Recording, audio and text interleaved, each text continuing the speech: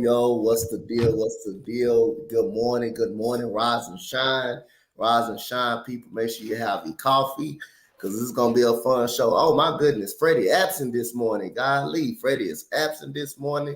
He's not in class this morning. I mean, and maybe he thought about Gene and said, hey, I ain't trying this morning. But other than that, man, Freddie, get better. And Mo, we got one yesterday. Yeah. We got one yesterday, but we're gonna get into that. So start off with the morning right. Jonathan, man, I got on to my right, man. Jonathan, man, how you doing, man? How you doing this morning? What's up, fellas? I'm up early again. You know, it's early here on the West Coast, 6:03 in the morning, but hey, I'm feeling good this morning. Had 1 cup of coffee already. Let's chat sports. We got to the bottom left of me, the Wire to Wire podcast, Sports Genius. You already know. Got Mr. Gene. How you doing, Mr. Gene? What's popping, Freddie? I think what's popping, Coach? I think Freddie on the treadmill. He running. No, I heard that the other day, right? I was at work. Yeah, I heard I was running from Freddie. I said I'll be on Thursday morning, 5 minutes before the show. I'm not feeling good. Nah, I'm ready to talk some sports this morning. I'm just messing with Freddie. How y'all feeling? Feeling awesome. Good. Especially the Thunder got the win. Me and Mo definitely feeling good, huh? About that yesterday. So, Mo, how you feeling, man? Feeling great. I'm ready to go. After watching OKC pulling it out, I'm ready to go. Des, how you doing, man? Hey, how's morning without Freddie, man? How's morning without Freddie? It's peaceful, man. There's no Laker talk right now, man. There's no Laker talk. We had two great games last night, man. You got to give it up to OKC, man. They put a good fight, and Chicago too. Yeah, man. Don't mention the Lakers too loud. You might get Freddie popping on. He might jump up out of bed, man. So, man, last night we talked about the 2 playing games, man. We talking about the Raptors. I should have sworn, I walked up out of my room. I went to go get some food, some McDonald's, and they was up 19 when I left. And soon as I came right back, just seemed like the Bulls cut the league in half. They end up getting the lead. Zach LaVine ended up going crazy, end up turning into a monster. Alex Caruso made some plays on the defensive side of the ball. Bulls had 52 points in the paint. Bulls didn't shoot well, but Zach LaVine was the guy for the Chicago Bulls last night. Raptors had 16 turnovers. Most of them came in the second half of the ball game. DeRozan draw the big foul on Andrew Anunoby late in the game. You can question, was that a foul or not? But the problem is, man, hey, Toronto Raptors is going home. Nick Nurse will be gone after this season. I don't think he's coming back to be the Raptors head coach, because he does got coaches interviews after this game. But this is a heartbreaking loss for the Toronto Raptors. 19-point lead. Everything went right for them in the first half.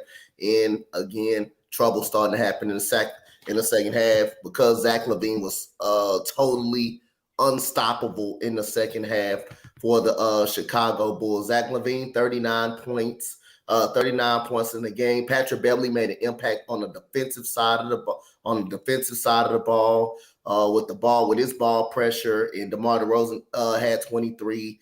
Buka had 14 and 13. So I'm going to go to Jonathan on this one. What you think about the game last night? Was it bad? Was it bad Toronto Raptors, or was it more of? Do you give credit to more of the Bulls for the 19-point comeback? Well, first and foremost, I just want to say that DeMar DeRozan's daughter stole the show. She was the true MVP out there. She was the true MVP. That was just adorable. But to get to the game, I think a lot of it had to do with the Bulls and their fierce comeback. They didn't let up. They didn't really. I mean, I know Gene's looking at me, but a lot of it had to do with the Bulls coming back in this game, and I guess you could say the Raptors too, getting down on themselves, not holding on to the lead. You gotta maintain the lead in big games like that. You can't blow the lead. But the Bulls, man, they made a comeback. They started making shots and they got back in the game and found a rhythm. Mo, was it bad Bulls, or was it more of the Bulls, or was it bad Raptors in the game? I thought the Bulls were really good in the second half, but the Raptors were much worse in the second half. We watched the same game, right? In the first half, the body language, the way they were walking around, the Bulls were ready to quit. They were done. DeRozan was shaking. I mean, they were ready to let this go. They're ready to give up. And the Raptors just came out flat. I mean, they literally just gave the game away. Yes, Zach LaVine was terrific in the second half, but to me, what turned the game around, I thought Patrick Williams and Alex Caruso defensively, they played with an intensity that nobody else in Chicago was playing with. I thought they turned the tide. I didn't understand what Nick Nurse was doing, though. When someone is eating into your lead, you got to go to your best player. And I thought they went away from Siakam. Siakam didn't shoot the ball enough last night. Like, it's not like Chicago shut him down. He just, I don't know, he got passive, whatever it was. He should have had the ball in his hands more late in the game. He was literally unguardable because they were putting, as good a defender as Caruso is, he can't guard Siakam. He can't. He's just giving up too much size and too much length. But I'll give Chicago credit. They found a way to win. That's what matters the most. But to me, for this to be Nick Nurse's it is his last game. I really thought that his team in the second half, I thought they quit. They just stopped playing ball, really. Dez, go ahead. What's your thoughts on this one? I agree with everybody's takes right now. I mean, they just kind of quit in the second half. I was just watching the little highlight before I came on the show. Points created off drives in the second half. Toronto only had 2 points, was shooting 1 from 5, 20% from the field, where the Bulls were shooting, they got 29 points from the field. They shot 10 for 15, 67% from the field, and 7 from 7 from the free throw line. The free throw line, it was 81% to 50, and you can't, and it's playoff basketball. That's it. You know what I'm saying? That's the game. That's the game right there. You know what I'm saying? So, I feel like Mo said, they just quit in the second half. The Raptors did. They had those pieces, and I think we talked this in the previous episodes where they have these pieces, but they don't have that guy to take over. Siakam may be that guy, but he slid off since his All-Star thing. He's kind of slid off a little bit. So it came down to free throws, and, I mean, you have to have a complete package, no quit. So in the free throws, I think were the biggest disparity, but like you said, they just quit. When you score 29 points in second half off drives and shooting 67%, and you're only shooting 20, who's going to win the game? The one that is more efficient. They stopped driving because they weren't hitting their free throws. The Toronto Raptors missed 18 free throws. They shot 50% from the line last night. I've watched high school teams shoot better free throws than that. That's where the game was lost. Let's stop lying to ourselves. The Raptors led that game the entire game, and as it was going down the stretch and they were shooting free throws, they kept bricking free throws, which let Chicago get back into that basketball game. Chicago didn't do anything special. The only thing special about last night that the Chicago Bulls did was that DeMar DeRozan dunked and the way Zach LaVine played. That's it. Look, let's not pretend. If Toronto just hits what the league average 73% is from the line, they win the game by 8 points. Like, it's not the largest lead the Chicago Bulls had in that game was 4. They won the game by 4. Toronto controlled the whole game. The whole game. They just can't shoot free throws. And that lands specifically on Pascal Siakam, who missed the most. Yep. Pascal Siakam wasn't good at the free throw line. Plus, he missed the free throws late in the game. To put them within 2, and then the Bulls went to the free throw line and kind of capitalized. So other than that, Gary Trent Jr. 17 minutes. He had 2 points. Very disappointed in him. All of his 5 threes was wide open. But guess what? If it was against the Rockets, he would have knocked him down. If it was against the Rockets, he would have definitely hit it. He would have definitely hit him if it was against the Rockets. So other than that, Toronto, going home. Nick Nurse will not be back next year. Toronto's may be having a major shakeup in the offseason.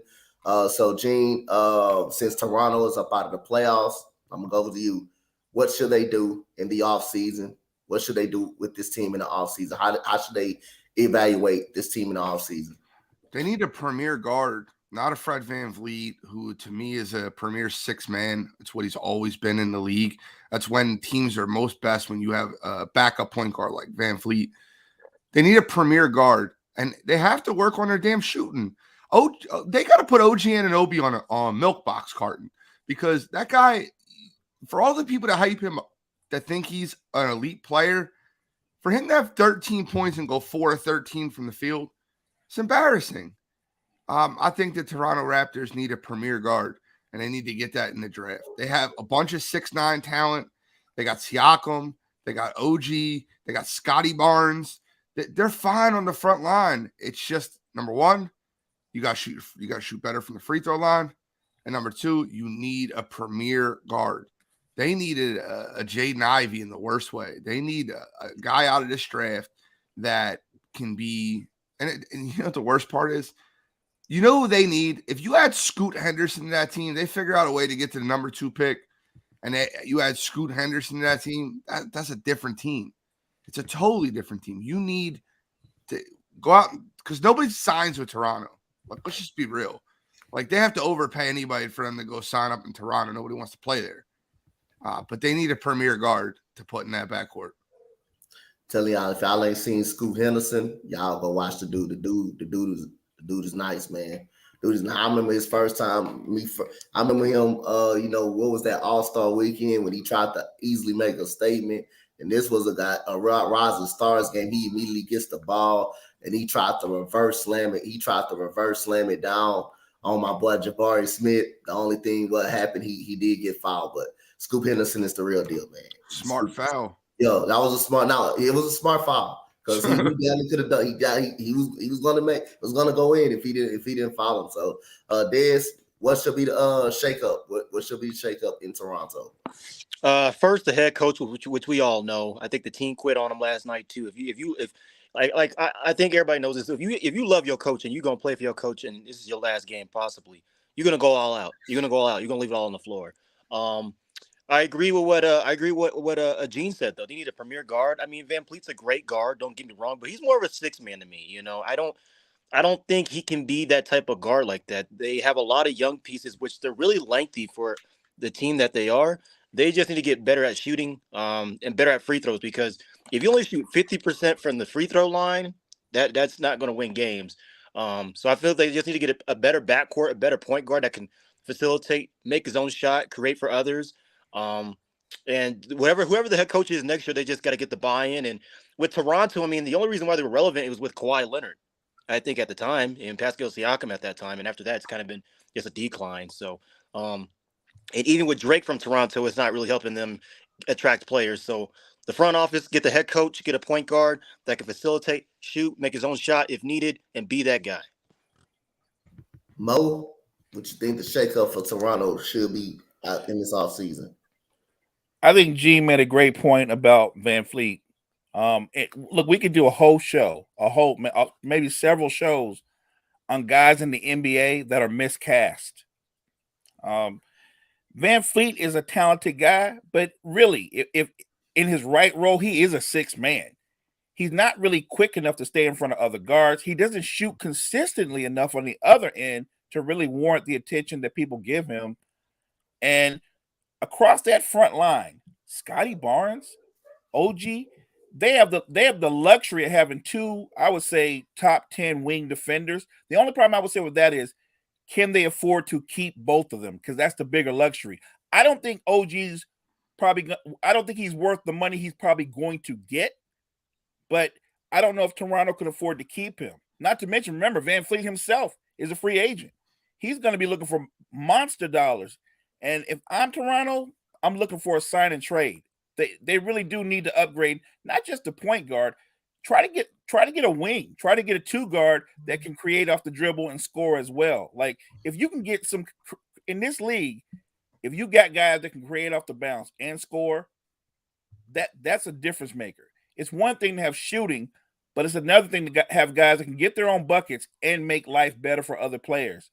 I'd love to keep that front line together.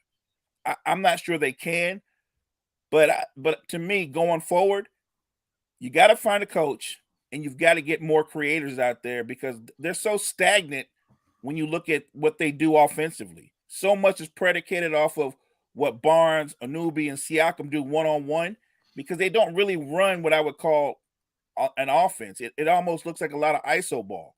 So yes, upgrade at the guard position, find a head coach, and try to keep those wings. Try to keep both Scotty Barnes and Anunoby. I think Toronto could turn it around with a couple of really great moves, like you guys said, starting in the draft. I don't think they're done. I just think they need to upgrade the backcourt. Oh, it's a rebuild, though, Mo. It's definitely a rebuild. You think it's a whole rebuild? Yeah. I don't think most of those players are going to be down there now. Yeah, I think it's a rebuild for Toronto, and I just want to reply to that. If there is any say we're playing fantasy basketball, and I could just make two like somewhat realistic moves, and I didn't realize they lived in Toronto. You put like Lamelo Ball and Zach LaVine in that backcourt, healthy, and replace the backcourt they have. That team's a championship contender. A distributor that understands how to run an offense, a guy that can shoot and create his own shot, and you remove Van Vliet. And look, we say what we want about OG. OG's overrated, man. I'll take Siakam. I'll keep Siakam in that lineup. Siakam and Scotty Barnes. I'm not an OG guy. He doesn't shoot well, and he's a very lengthy defender, but I don't need Bruce Bowen that can't shoot. I think it's a luxury. That's why I said it's a luxury. You're right. Like you really have Scotty Barnes and OG do the same thing. The only difference is Scotty Barnes is younger and is only going to get better. I think Anunoby, he is what he is. I don't think he has another level. I think what you see is what you get. Not that he's a bad player, but the way people talk about him, they think that he's either good enough to be a second option or so on a championship team. And I don't see it. I look at Anunoby as a third or fourth option on a title contender. That's what I see.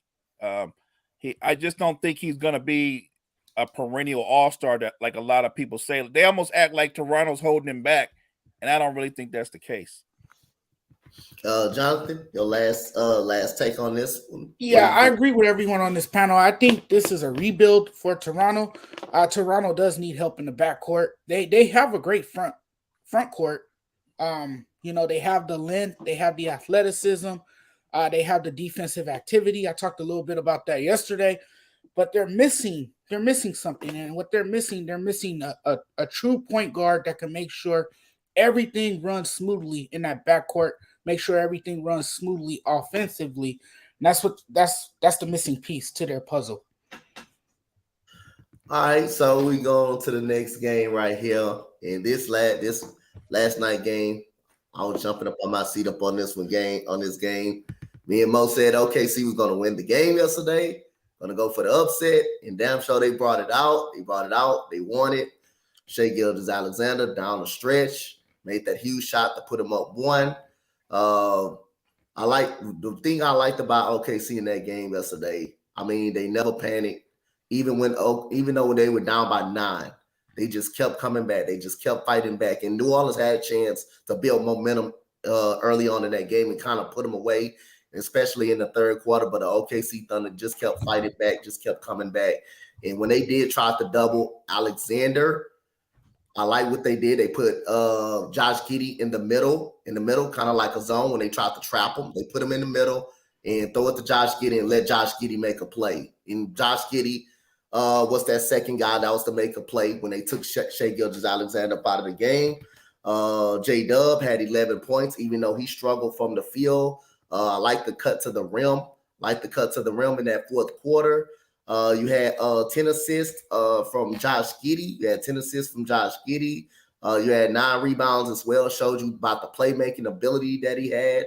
And then he also hit 3 threes. And he's not that great of a three-point shooter. So when you get 3 threes from Josh Giddey, that's a plus. And Lou Dort was on fire, man. I remember that dude could not make a 3 to save his life when he got in the league. But that shows you, hey, you can develop a jump shot in the NBA because he worked on that three-point shot.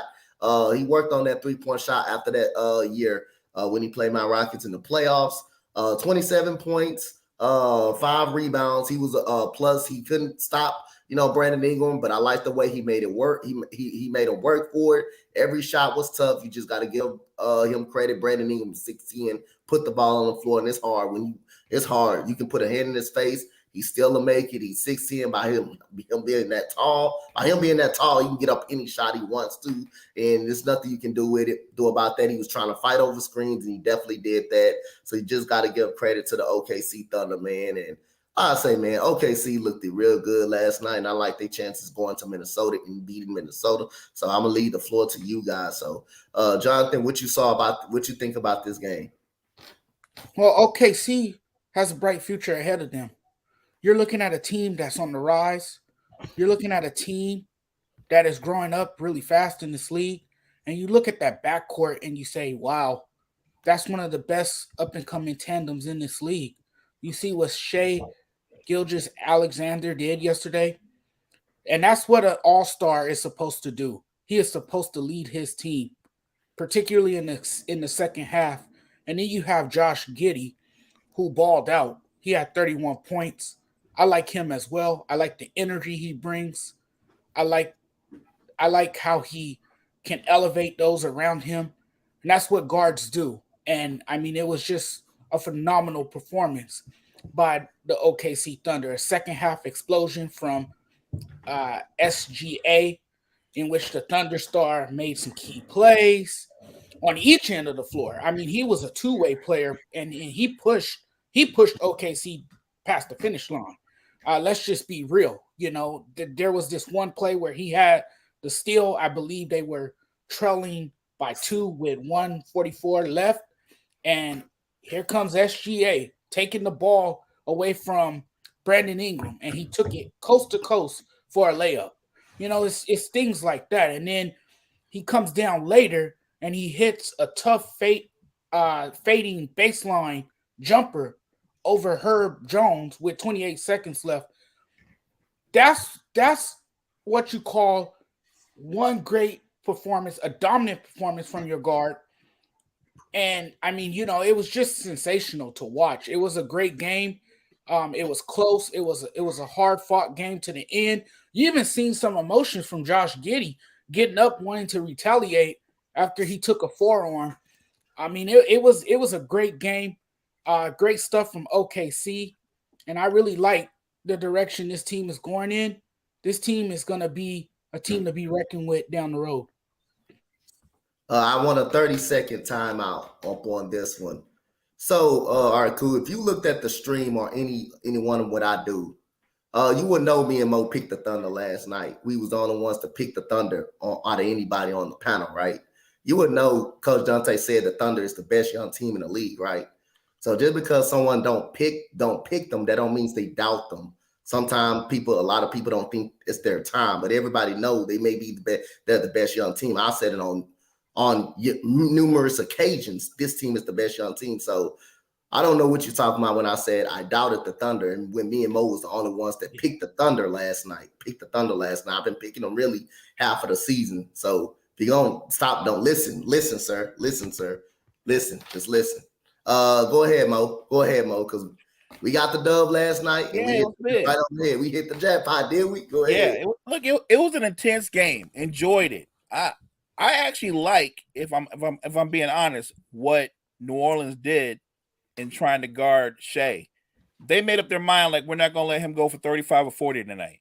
Yep. And they took the ball out of his hands by trapping him, by rushing him, blitzing him, and that wasn't a bad strategy. It held, but I thought that OKC made the adjustment. They put Giddey at the center of the court with his court vision, his length and ability to pass, and Giddey started carving them up. He started making them pay for blitzing SGA. Look, I enjoyed the game. It was fun to watch because these are two teams with two talented young cores. And going forward, I think both of these teams are set up well for the future. I would say, in my humble opinion, OKC is set up better because they have a little bit more certainty going forward of what kind of roster they're going to construct. I'm not sure about New Orleans, only in the sense that you don't know the path forward with Zion. Like I said on the show the other day, if you said for the next 5 years Zion's going to give you 60 games a season, I'm sure they would take that with the quickness. I just don't think he's going to give you 60 games a season. But I enjoyed the game. Love what I saw from both sides. Look, BI is a bad man. Like, he's not KD, but he's got some similar traits in the way that when he uses his length, when he raises up, you're not blocking that shot. You're really at the mercy of whether he's on or not on. Herb Jones is talented. Trey Murphy, they're set up very well. It's a loss. They're going home. But going forward, this team, the Pelicans, all they have to do, and you can't control health, but that team is built well. Don't forget, Alvarado was injured, didn't play. I mean, they have a lot of talented young players. Love what I saw from those Thunder. I love Lou Dort. Lou Dort's one of my favorite players. He is. Like Coach said, not a consistent three-point shooter, but last night, he couldn't miss. And he was taking the ball to the rim. Like, Lou Dort looked like he was a number 2 option. He was the man last night. I was clapping every time I saw Lou Dort attack the basket. Look, it was a game that I didn't like some of the calls, but you're going to get that in some games. It's just what it is. But I enjoyed the outcome. Enjoyed what both teams did. Hard-fought victory. Salute to OKC for pulling it out. And even though they're going to be giving up some size against the Timberwolves, still taking OKC. Yep. Like I say again, man, they did whatever they could to try to not let Shea Gilgeous-Alexander go out. But other than that, he still had 32 points. But that because Josh Giddey was able to do his thing. He had 31. He was able to dissect the defense and be a playmaker, take some pressure off Shea. So you have 31 and 32 from both of your guards, and Lou Dort 27 as the third option last night. Hey, pretty something nice right there. So Dez, what you got? I agree with everybody so far. We got to give props to the Bulls and the Thunder. I mean, they made history last night. The first 10 seeds to win in the previous 2 seasons of the play-in, all 4 of the number 9 seeds won. So that's a testament to both of those teams. OKC, it's a young and upcoming team, but they're growing up, man. I mean, you had GSA go off last night, Giddey going off. They're growing up right before our eyes. I mean, they're loaded in the draft for the next 4 to 5 years. They're really stacked, and they're growing and growing and growing. Mind you, they don't even have the number 1 pick that was hurt. So I mean, once you get him back, plus the assets you're going to get in this year's draft, is the future is bright. The thing that was the detailing story for me, OKC only had 7 turnovers, where the Pelicans had 11. If you don't win the turnover battle, you're not going to win the game. And I just felt when they needed buckets and it came up huge, the defense presence of OKC, which we've all said before, they're scrappy, they're young, they're physical. You got to give them props. And so with the Wolves in this matchup, I go with OKC on this one. And the only reason why I say that because they're playing. Both teams are playing with house money, but this team, OKC, is reminding you of a young Warriors team where they built through the draft. They got some superstars a little bit here and there, but they built through the draft, and you see what they can do. And the team is coming together in OKC. They didn't care about their record. They fought. They got in the play-in. They won, and they're hungry. So, I mean, as a Nuggets fan, I wouldn't mind that first-round matchup because I mean, they're young and scrappy and they're hungry. Gene? So I watched that game last night, and I think I seen it a little bit different than a lot of people on the panel did. I felt like it's funny because I felt like that Oklahoma City did a great job, and I think they're a great young team. But I feel like that the New Orleans Pelicans, and I've been a huge Willie Green guy since he's been the coach over there. But I feel like that team just didn't really have a very good game plan. I felt like they were very stagnant on the offensive end. And I felt like every time that New Orleans had the ball or had runs, I felt like they were making special plays, like talented players were making tough shots. Whereas it felt like OKC's offense was way more fluid. I got to give credit to Giddey, man. I think Giddey did a great job of running that offense and running through it. Like what I watched when I seen that game was even early in the game when it was like when 40-39, like when it was very close early in the game, I watched it. I'm like, the Thunder are going to win this game. I knew the Thunder were going to win that game when it was 40-39 because New Orleans had to work way too tough to get shots. They weren't running a true offense, and Oklahoma City's offense looked fluid. Like if they missed a shot, they just barely missed it. It was rimmed out. It wasn't like a really contested shot. They were just missing tough, easy shots, whereas New Orleans was making a lot of tough shots. And I give all the credit in the world to that organization, but and I said this on Wire to Wire last night, and I'll say it again here, they are stuck with the next Ben Simmons. Zion Williamson said he didn't want to play basketball because he didn't feel like Zion yet. Are you for real? He's like, physically, I'm fine. I just don't feel like Zion yet. Is this for real? Like, is this really what we're dealing with now? You're in a playing game. Your team's playing for its life. The highest paid player is just sitting on the bench because he doesn't feel like Zion yet. What does that mean? Like, cue the Mr. Softy music. I like G, like man. I said on the show the other day, Coach, if I were in management, knowing what I know, knowing what I have, maybe it's unthinkable, but I'd be ready to move on for him. He has great value, even with his health. He has great value.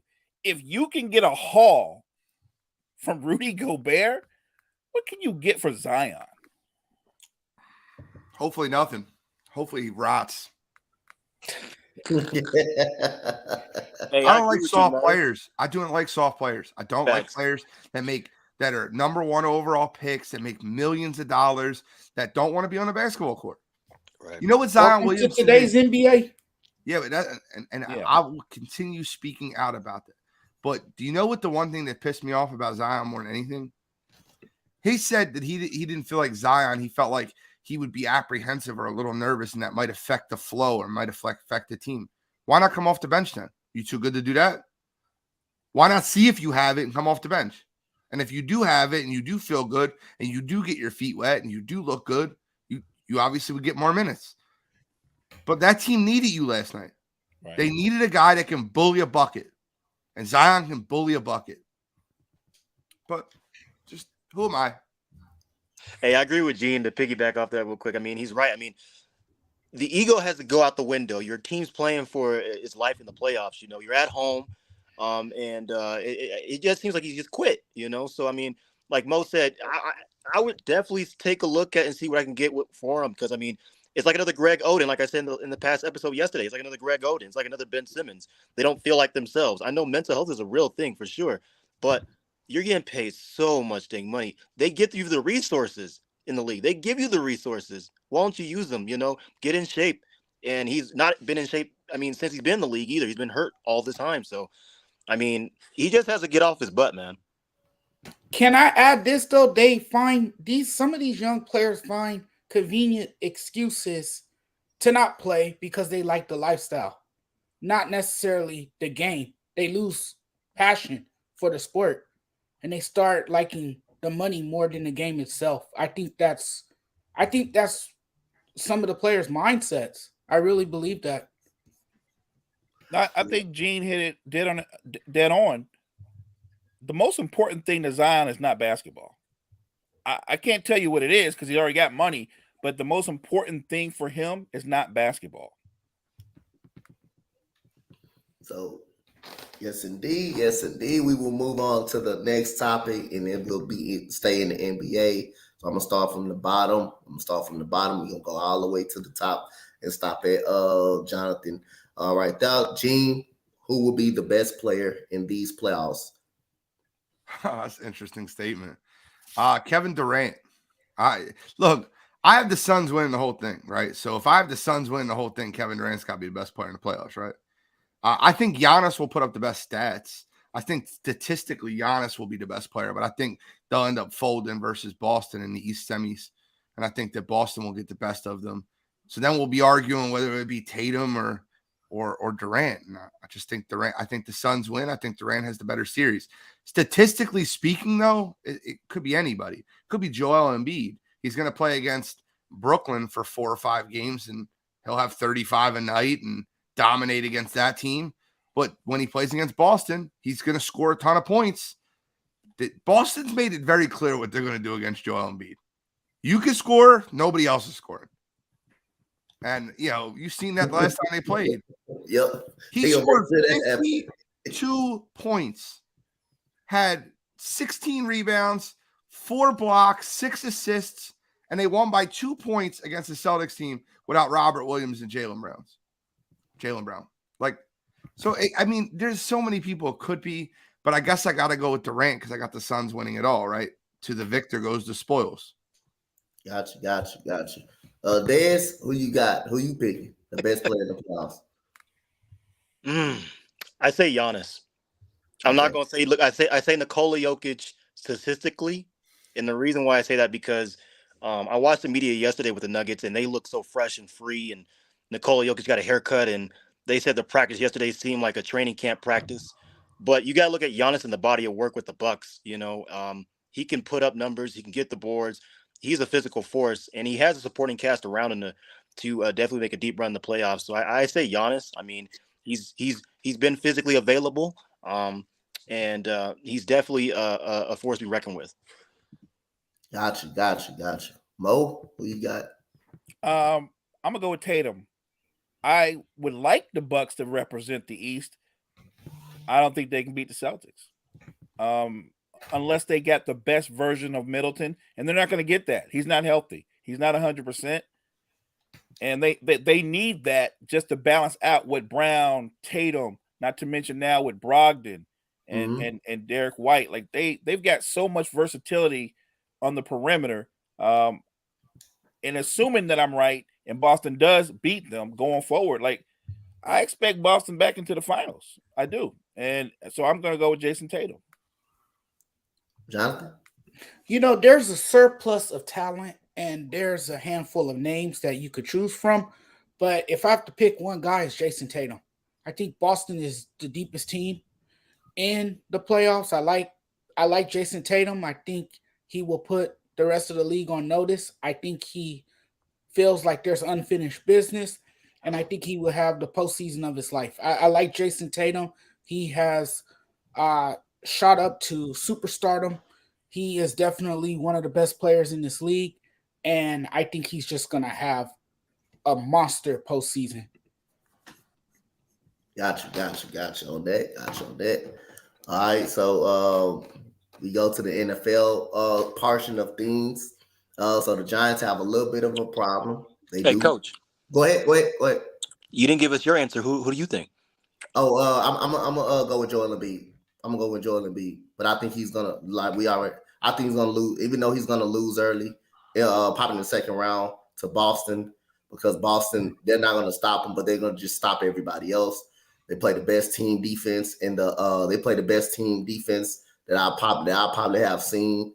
But I think Joel Embiid is gonna be the best player in the playoffs. But it's just gonna be sad, just to see him lose early, because his teammates will not show up against Boston. They will not be able to show up against Boston. So, I mean, if you want to, Joel Embiid is that dude, man. That dude is that dude. So, other than that, we already know Giants paid Daniel Jones. They paid Daniel Jones his money. They didn't pay Saquon Barkley. So, is there any time that Saquon Barkley will get paid? So, Gene, I'm gonna start with you. Yes, Saquon Barkley is going to get paid by the Giants, and it's the greatest thing for anybody else that's not a Giants fan. Nothing against Saquon Barkley. These running back contracts don't age well, especially ones that have 2 season-ending injuries already. Saquon is elite now. He won't be elite 3 years from now, and that contract will not age like wine. It'll age like milk.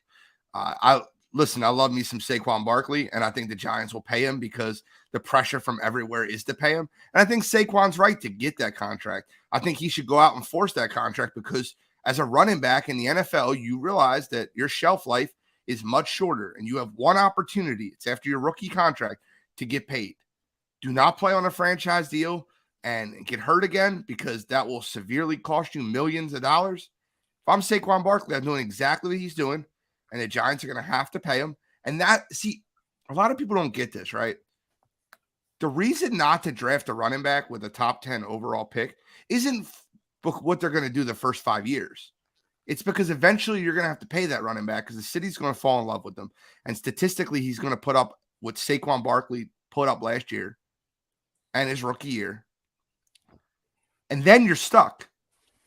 How's that Zeke Elliott contract playing out? Anybody want to help me out how that Zeke contract's playing out?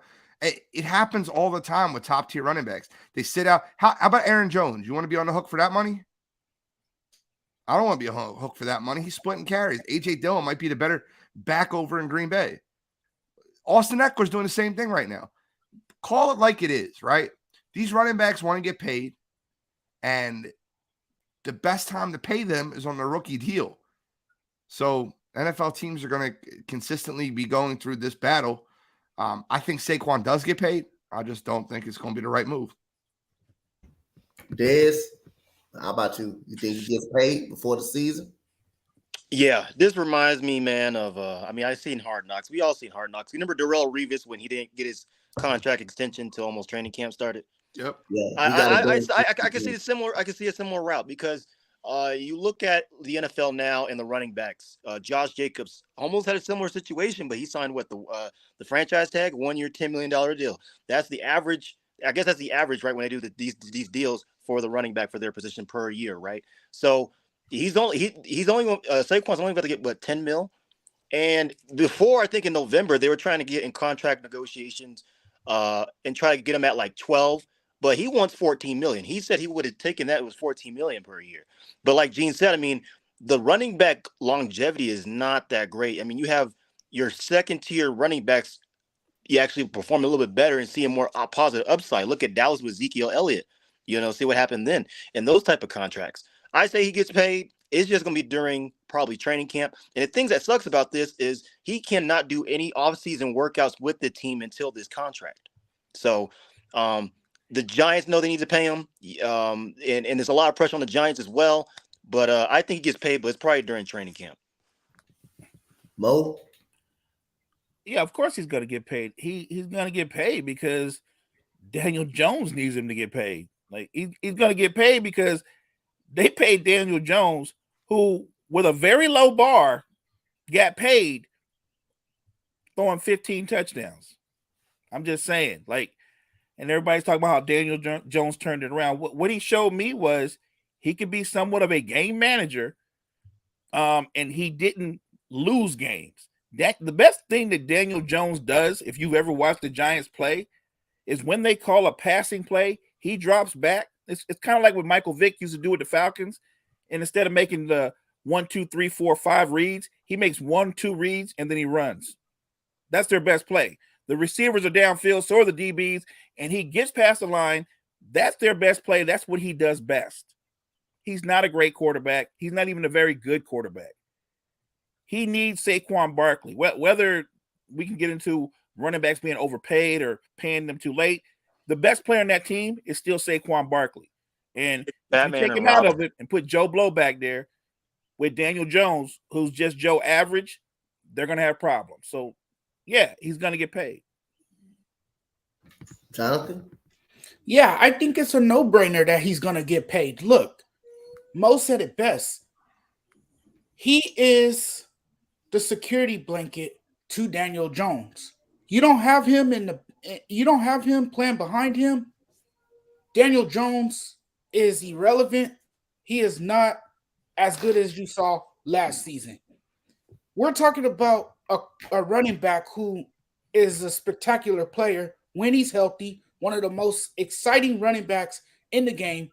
The Giants would be fools not to get a contract done for him. He is so good as a weapon, not just a running back, that he could be the kind of player that puts a real Super Bowl contender over the top. A deal will get done for him. Now, this process might drag out for some time, but I do see a deal getting done for Saquon Barkley because he's a big part of your team, a huge part of your team, and he's the engine. Let's just keep it real. He's the engine to that offense. Got you. At some point, he is going to get paid. Last I remember Darrell Reeves, he got paid exactly at training camp. The Jets training camp, he got paid exactly at training camp. So I could definitely see it happen as well. So Giants, give the man his damn money. So it's not just Darrell Reeves though. Like, do you remember the Le'Veon Bell situation? Do y'all remember? He's not a whole season. Yeah. But the whole situation that happens with NFL running backs, like, can y'all point to a running back that got paid that lived up to the contract? I'm not like trying to be smart ass when I say this. Like, think of a record-breaking running back deal and find me one where they lived up to the contract. Running backs don't have a long shelf. Who? Right. It's a devalued position. 100%. And the Giants really screwed up their payroll. I pulled it up just for fun. I wanted to pull up their payroll just to see, where would y'all place Leonard Williams as far as defensive ends in football? 7, 8, right around that area? 7 to 11 at worst? Probably. He's got $32 million cap hit this year. Oh, God. Yeah. I'm just being wild. All right, let's take another step. Daniel Jones, $21 million cap hit. How about a Dory Jackson? Where would he rank amongst cornerbacks? 30th? I don't think he's top. He's not even top 15. Maybe top 20. He's probably in the top 20. Deep in the top 20, though. He's got $19 million cap hit this year. Dexter Lawrence is probably their best valued player at $12 million. Andrew Thomas, another, okay left tackle, $10 million. Saquon Barkley is 6th on that payroll. Saquon Barkley needs to get paid. If the Giants would give him a 3-year contract, $15 million a year, $16 million a year, I don't think Saquon would take that, but I think that's a reasonable deal for both parties. A fair deal. But it's not about fair deals. Saquon's going to want to get paid for the production that he's given to that franchise. And the Giants, if they do pay him, it'll be a mistake. Yep. So make that mistake, Giants. A lot of these contracts are a mistake.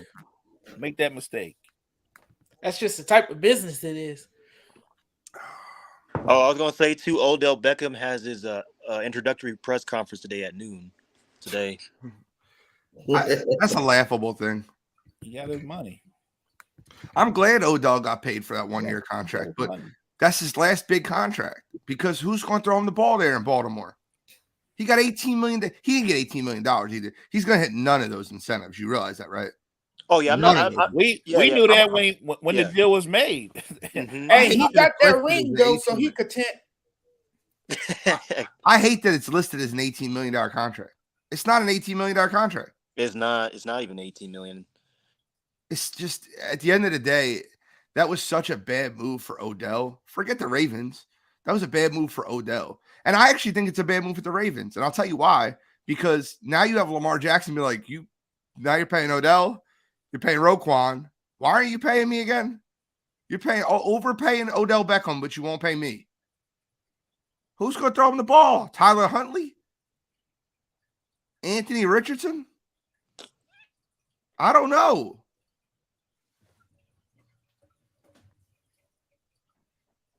All right, so I'm crazy. I apologize. Here we go. So we going to go ahead. Anybody any last words? No, I was saying Gene's good because, like I said, you can't just pay one guy that much money and then you haven't got your quarterback yet. Your quarterback has to be right. That's your centerpiece of your offense. So they got to do something with Lamar, though. Lamar has every right to be upset, though. You pay OBJ like he a number one receiver. He's not a number one receiver anymore. I don't know why you would pay him that much. Even if Lamar was there and they played together, like Gene said, I don't know if he hit those incentives. Is OBJ a guy that's still going to be a 1,200 to 1,500 yard receiver? I don't think so. And that's nothing against him. He's 30 years old, which isn't ancient, but his body, the wear and tear from the injuries, that adds up. That does. And without Lamar there, which would have given him his best chance, he's going to be playing with quarterbacks that are going to be throwing a lot of medicine balls. When you get medicine balls thrown to you, you get hit a lot. A lot of medicine balls coming his way. Hey, that's the Ravens franchise for you, though. They're a head-scratching franchise. They're acting in desperation, not really thinking things clearly. You don't really know a direction they're going in. So, I mean, that's the Baltimore Ravens for you. Hey, the draft is 14 days away, though. Yep, we're getting closer. Yep. I can't wait for the draft, man. We'll talk about this afterwards, but pregame picks, he wants to go live for the whole draft. I'm sure Coach wants to go live for the draft. Do you want to go live with us? Like, it'd be a fun night. Yeah, I'm down. I'm down. But I want to do a draft party and have all of us live for the draft and just all commenting on the picks, because if I'm being completely honest with you, this could be the most fun draft for Sports Empire Network. All right, got you. I like that. I'm in. I'm in. I'm in too, but I won't be on time. Okay. So how about we got so bad we got to go to Charlotte. We got to switch to Charlotte right here in the NBA. We all know Lamelo Ball voiced some frustration earlier during the year. He did voice some frustration about the direction of the organization. So he's been hurt. He's been hurt pretty much the whole season. So my question to Jonathan and everybody, Jonathan, we're gonna start with you. Should Lamelo Ball once out of Charlotte? Absolutely. What is he gonna win in Charlotte? Charlotte doesn't have a business plan. They don't even have a direction. They don't. I mean, that franchise is a mess. They might as well just go into a complete rebuild without LaMelo Ball. If I'm LaMelo, I want out because I want to go somewhere where I can win, where I know I can contend, where I could be on a contending team. And I think if I'm LaMelo, I'm asking to be traded because this team has not done anything to build around me, to put pieces around me to give me a better chance to succeed.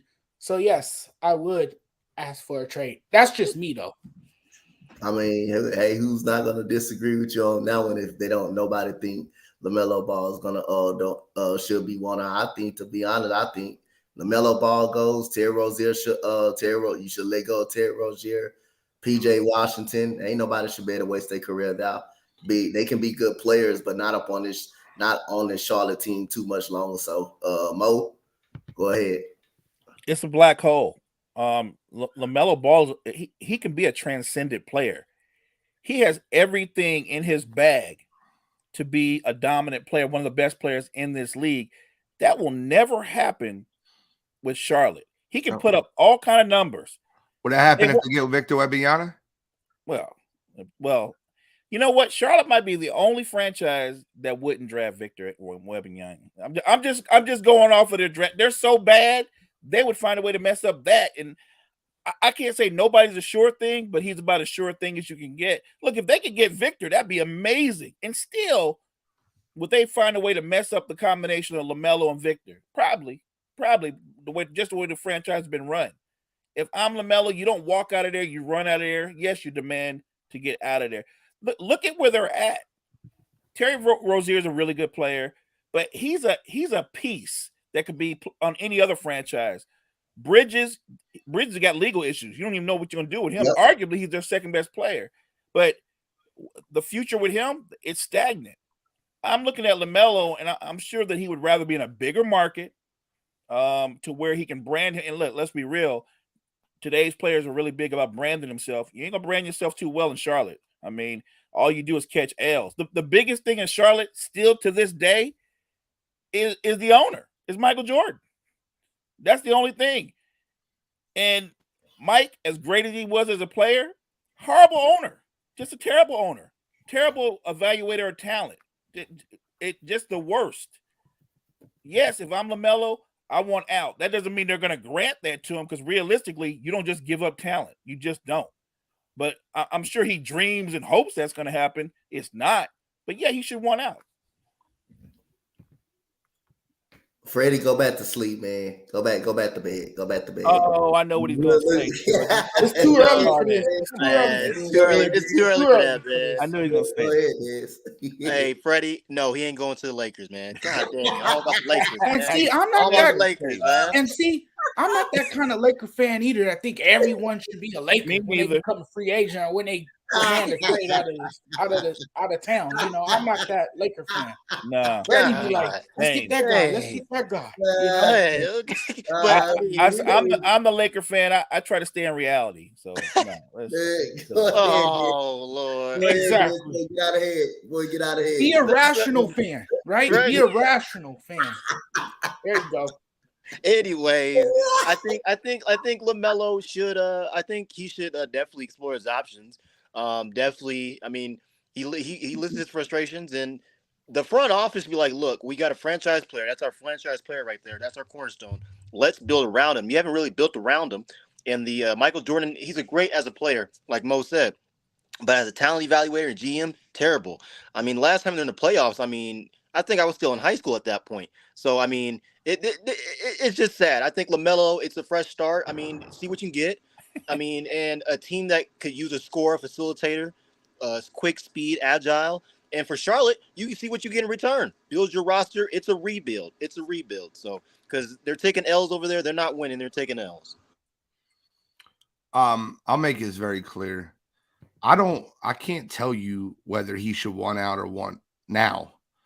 But here's something I'm going to lay on each one of you guys. John Stockton, Karl Malone, Tony Parker, Tim Duncan, Kobe Bean Bryant, Shaquille O'Neal, LaMelo Ball, Victor Wembanyama. You know, recently we heard a couple reporters say that if LeBron if LeBron with all his height came out this year, that Victor Wembanyama would be the number 1 overall pick. This guy is a transcendent player he's 7'4". He dribbles like a guard. He can shoot. And to have a point guard that can set him up in the right positions, it could change the course of that franchise. Mike is out. He's getting out of Charlotte, so he's done, right? Why not be the face of a franchise? What's wrong with Charlotte? And let's not pretend LaMelo Ball is doing a million things to turn around the Charlotte franchise. He's not. He played 35 games this year. He was hurt. I get it. Last year, they were relevant. He played 75 games. And the year before that, he played 50 games. This is his 3rd year in the league. He's not. He has the ability to be a superstar. And if they blow the draft, then we can have this conversation. But I'm not having this conversation when they have one of the best odds to get the most transcendent player ever, and you want to exit out of there. Could you imagine being on the Bulls and forcing your way out before Michael Jordan got there? Because that Bulls franchise was an absolute joke when Jordan got drafted. They were the worst franchise in basketball. How about this? Would you imagine being a member of the Cleveland Cavaliers before 2003? How much of a joke was that franchise before LeBron got there? These franchises, they just need the right coach in place, the right GM in place. And I'm not saying I'm going to force my way out of a situation until I 100% know that situation. And you can do that in June after the draft or in July after the draft. But if you get Victor Wembanyama or Scoot Henderson, I don't know why I would force my way out of that situation. You'd have either the best young backcourt in the league or the best big high-low combination in the league. And to have a point guard like LaMelo that can see the court like LaMelo with a guy as good as Victor, that could be scary. All right. So this is an interesting one right here. So I'm gonna start with Gene on this one. Give me your top 5 all-time athletes. So that's you're talking about just that word athlete, right? You got to be Athlete. real. I looked at that and I was very so like to me. I think the best athlete we've ever seen is Deion Sanders. He played baseball, football, ran like a track star, was one of the best cover corners you'll ever see. Second would be LeBron James. Athletically speaking, I've never seen a more athletic specimen than him. He only played basketball, but Lord knows he could be the best tight end in the NFL. We all know that. As big, fast, and strong, the way he can catch the ball, he would be second for me. My third would be Bowden Jackson. The only thing that scared me about Bo was Bo couldn't play as long a career as he should have. But Bo was an elite running back and an incredible baseball player. You want to talk about a guy who hit a 480-foot home run and then ran for an 80-yard touchdown within the same weekend? Like, that's absurd. That's Bo Jackson. My fourth would be Michael Jeffrey Jordan. Michael Jordan is the best basketball player to ever step foot on a basketball court. He is the best. He is the GOAT. The guy won 6 straight championships in the 6 seasons that he fully played. I don't count the one he showed up with 8 games left and put the 45 on. So that would be my fourth. And the fifth one is tough because there's so many people you could put on that list. So like when I look at athleticism, I look at a lot of different things, but I look at versatility. And yeah, I see Gio with Michael Phelps. That's a good pick. But when I look at athleticism, I think of versatility. Like I love to put Usain Bolt on this list. I love to put Michael Phelps on this list. But to me, they're one-trick ponies. They're great at swimming or great at running. I like to see players that can do multiple things, like a multiple sport athlete. But my fifth one is going to surprise a few people, and I'm going to go with Patrick Mahomes. I think Patrick Mahomes, when his career is over, will be the best quarterback we ever watch. And I think to be able to do that and the way he throws the ball with both hands, the arm strength he has to throw the ball down the field, I think his athleticism is just second to nobody in the NFL. So that's my 5. Gotcha. Dez. Gene took, I think, one person off my list, and he's a coach for CU. It's prime time. I put him at number 5. I mean, he's physical. I mean, he's played baseball, football. I mean, all-around athlete. You know, I seen highlights with him and Jerry Rice when they were going at it. It was just special to watch. 4, I got to put Michael Jordan there. Just the way he physical, multiple championships, leadership. Kobe Bryant is number 3. Kobe Bryant just changed the game, man. I mean, that Mamba mentality and just being physical and bringing that Laker franchise since Magic Johnson back to relevancy. I mean, it's still relevant, but, you know, definitely with Kobe and Magic. 2, I got to put Serena Williams. I got to put some women empowerment in here. I mean, the Grand Slams and everything. I mean, playing tennis is really athletic. You know, I mean, you have to go side to side with everything she went through with injuries and stuff like that and still won major Grand Slams. I got to give that. And then number 1, I mean, I wasn't born during this time, but Bo Jackson. I mean, I seen highlights. I seen the documentary. The guy was just a beast, you know. So that's my list, and I just feel like, I mean, that's the top 5 right there for me. Mo. So Gene and my list are very similar. I've got Jordan, LeBron, Bo Jackson, Prime, and I went with somebody a little bit different. I went for my 5th pick. I went with Muhammad Ali. I know he's just, they say, a boxer, but he was always more than just a boxer. He's more transcendent than just being a boxer, just because of what he meant outside of the ring. So I went with Ali as my number 5 pick. All right, Jonathan. Man, this is hard. It's always hard choosing a list of athletes because you have so many great ones out there. But Michael Jordan is definitely number 1 on my list. I definitely have Bo Jackson at number 2. I also have Serena Williams on my list, probably at number 3. And then number 4, I mean, this might shock some of you guys because this is mostly from my childhood. I like Dan Marino. I was big on Dan Marino. So I got to put him on my list as well. And then 5, I guess I'll show a swimmer some love, Michael Phelps. I I watched his whole entire career in the Olympics. Great swimmer, the best human to ever dive into water. So I got to put him out there too. I got to shout him out as well. All right, so mine's gonna be kind of under the radar.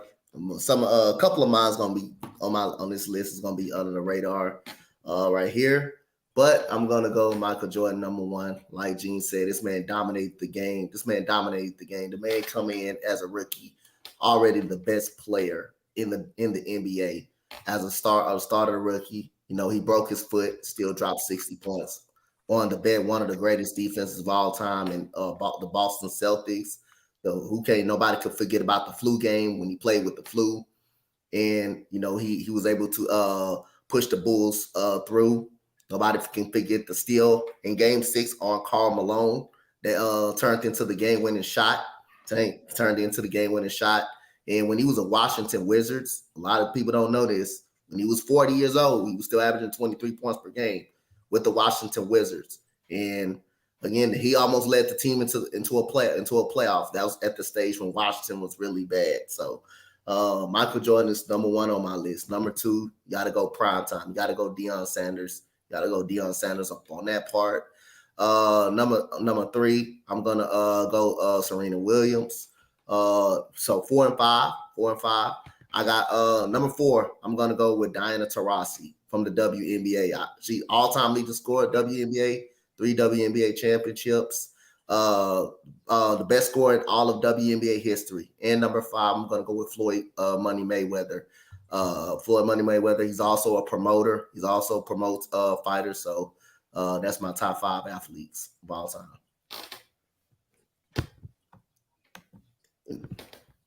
He loves no love for Wayne Gretzky. Hey, guess not. I want to comment on that. I have Wayne Gretzky as my number one, overall athlete. Okay. But I think he dominated his sport better than anybody dominated their sport. Okay. Yeah. But what that being said, what I looked at this as is like when you asked the most athletic people, I kind of look at that differently. I look at that as someone that could do multiple things, right? So Michael Jordan, even though he didn't have the most successful career, he still played a level of professional baseball. Yep, he did. And basketball. LeBron James, we know he can leave basketball and be a tight end in the NFL, and I don't think that would be a problem at all. I think it would be elite at that. So, when I look at my list, I looked at a lot of guys that can do multiple things. So I get it. I understand the Wayne Gretzky and the Muhammad Ali and the Michael Phelps and the Wayne Gretzky, Muhammad Ali, Michael Phelps, Usain Bolt.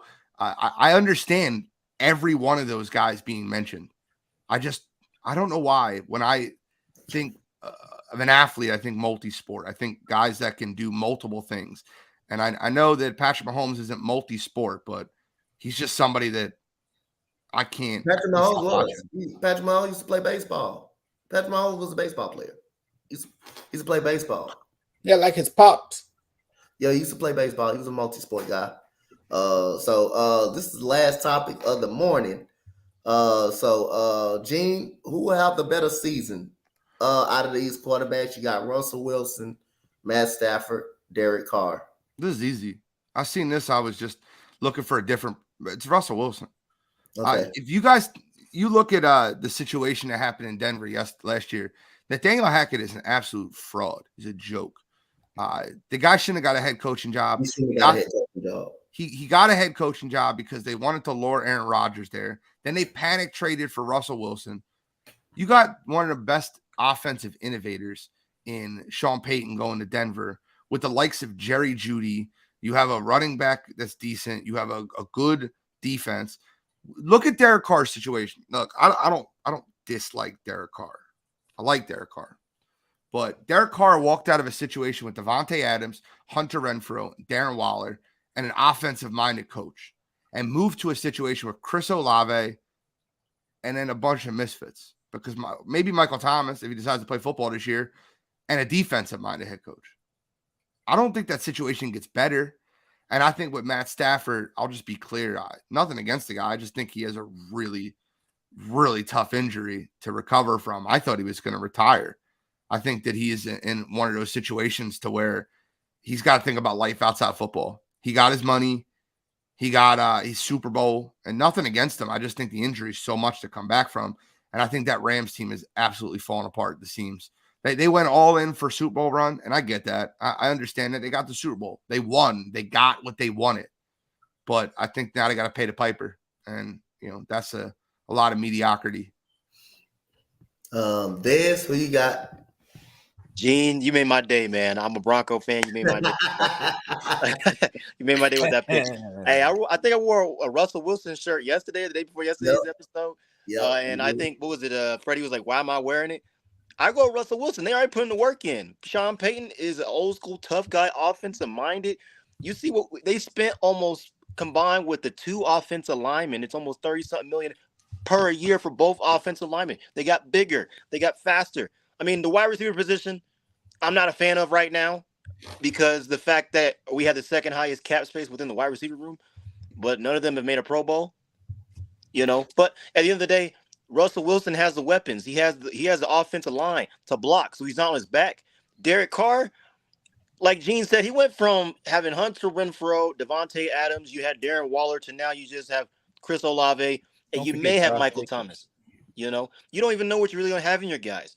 And then with Matt Stafford, with the injury he suffered last year, he said he's coming back this year, but I think he should just be done. I mean, the cap hit that he has for the Rams organization, and that organization, I mean, is just falling apart. They traded the wide receiver last year. I mean, it's just not. It's not. I just think it should be just called a wrap. And you already got a Super Bowl. I mean, you already won it at the highest peak. Just call it a year. But Russell Wilson, I think this is the year that he comes back, especially with his coaching staff. Nathaniel Hackett is trash. He cannot coach. For any Packer fans out there, he cannot coach. And the way that Sean Payton's offenses are, it's always run first, bootleg. He's going to make the situation easier for Russell Wilson. And I think Russell Wilson wins comeback player of the year. All right. So, Mo, go ahead. It's going to be Russell Wilson, but not just because Sean Payton's going to get the best out of him. Look what they've done in the offseason. They're going to make life easier for Russell Wilson. This is going to be a power running game. They're going to run the football. Russ is going to get back to being able to do play action pass and pick you apart that way. So I think it's no question it's going to be Russell Wilson. I don't know if he's going to put up monster numbers, but he's going to have a really good season. But I think this is going to be a running football team. So it's going to be interesting to see what they ask of him. I expect Russell to play well. He's actually been one of my favorite players throughout his career. Everybody knows what went down last season and the heat that he took that I never thought he fully deserved. But going forward, I expect the Broncos to be back into the playoff hunt. I look at the Saints, and like everybody said, I don't know what Derek Carr was thinking, because you left one of the top 3 receivers in football. You left a 1,500-yard running back. You left one of the best down-the-field tight ends to go to New Orleans, and they don't have any of that. Look, I like some of the players on their team, but I don't know if they have anybody offensively that's really elite that's going to help him out.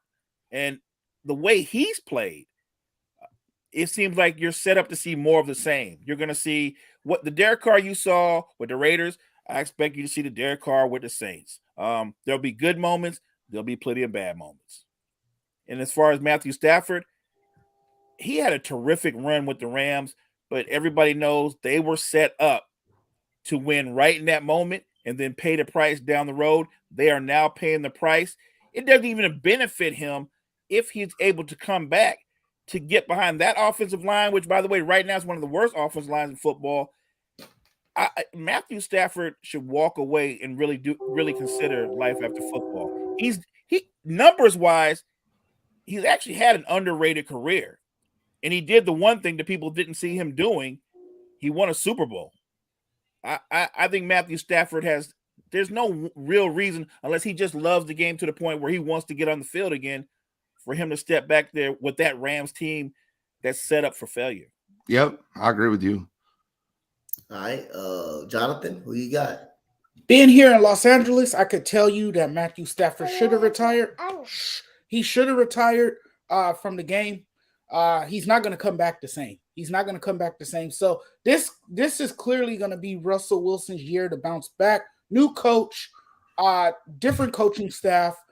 I think knowing Sean Payton and the guru that he is, he will unlock Russell Wilson's success.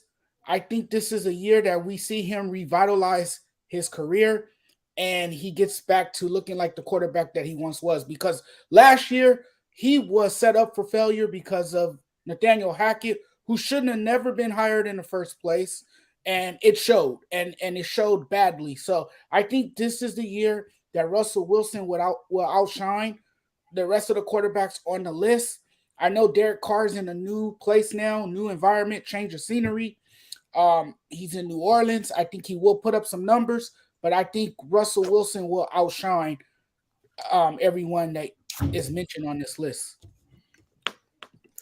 All right. Guess we all, kind of got a clean sweep right here. I think Russell Wilson will have the better year. Not that I'm going to say Derek Carr is going to be bad, because I think Derek Carr is still going to be fine this year. But other than that, I think Russell Wilson, you will see a better rejuvenated year with a better head coach, with a better offensive play caller.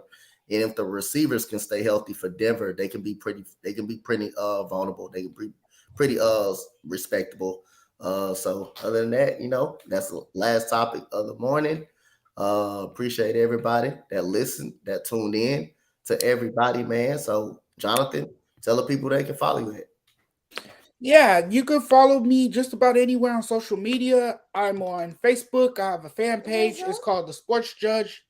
I also have a Twitter, Sports Judge 85. You guys can also check me out on Instagram, Sports Judge 85. And also follow me on TikTok. It's booming over there. The Sports Judge 85. The Sports Judge 85.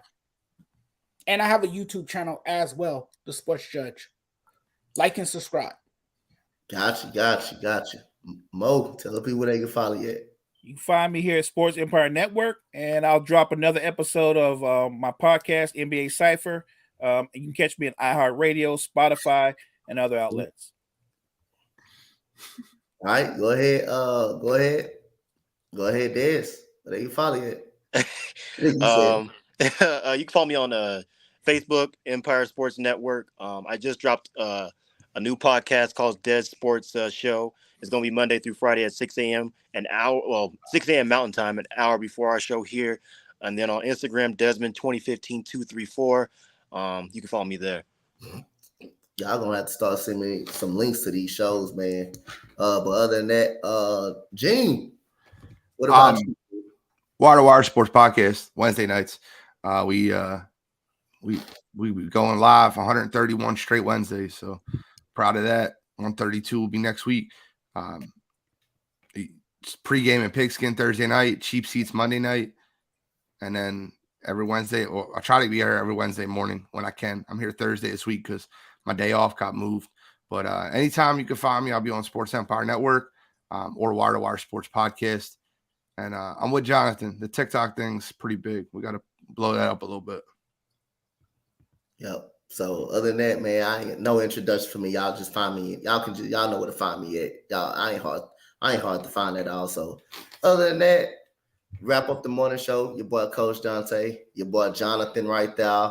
Not a crazy Laker fan. He not like Freddie. He not a crazy Laker fan. He said he ain't no fanboy. He ain't no cheerleader of the team. You got your boy Mo. You got your Coach. Go ahead. What happened? Hey, Coach, are you doing a play-by-play Sunday? Because after church, I'm down to. Yeah. I'm doing what? Yo. Because hey, I'm excited. I'm getting the butter and popcorn ready, man. I'm getting it ready. Hey, you trying to come on and do a play-by-play? Yes, sir. I'm gonna let you know. I might. I don't want you crying on the play-by-play now. I want you up there, because you're gonna have people watching you. So I got you. We definitely no doubt. Thank you. All right. Freddie might not come back on because we already know what happened last time he came on. But other than that, you got your boy Mo, you got your boy Dez, you got your boy Wire to Wire Podcast, aka Gene. Y'all have a good rest of your morning, y'all. Have a good rest of your morning. Guys. Take care.